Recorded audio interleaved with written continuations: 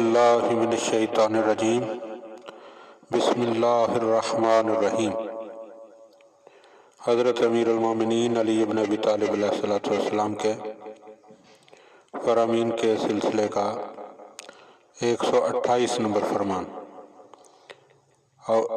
وقال علیہ السلام، آپ علیہ السلام نے ارشاد فرمایا، توقع البرد فی اولہ،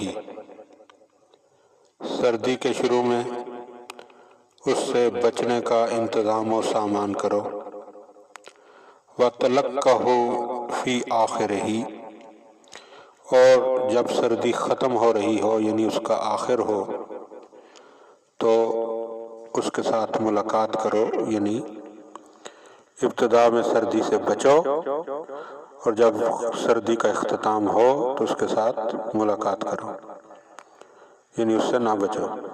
فَإِنَّهُ يَفْعَلُ فِي الْأَبْدَانِ، کیونکہ یہ سردی جو ہے یہ انسانی و حیوانی جسموں کے ساتھ وہی کچھ کرتی ہے، كَفِعْلِهِ فِي الْأَشْجَارِ، جو یہ درختوں کے ساتھ پودوں کے ساتھ کرتی ہے۔ اولہ یحرق، سردی ابتدا میں ان کے پتوں کو جھلسا دیتی ہے یعنی جلا دیتی ہے، یعنی خزاں کے موسم میں ان کے پتے وغیرہ گر جاتے ہیں۔ وآخرہ یورق، اور جب سردی کا اختتام ہوتا ہے تو انہی درختوں پر دوبارہ پتے اور پھول آ جاتے ہیں۔ تو مولا کا یہ فرمان ہمیں متوجہ کر رہا ہے کہ اکتوبر اور نومبر کے مہینوں میں سردی سے بچو، اور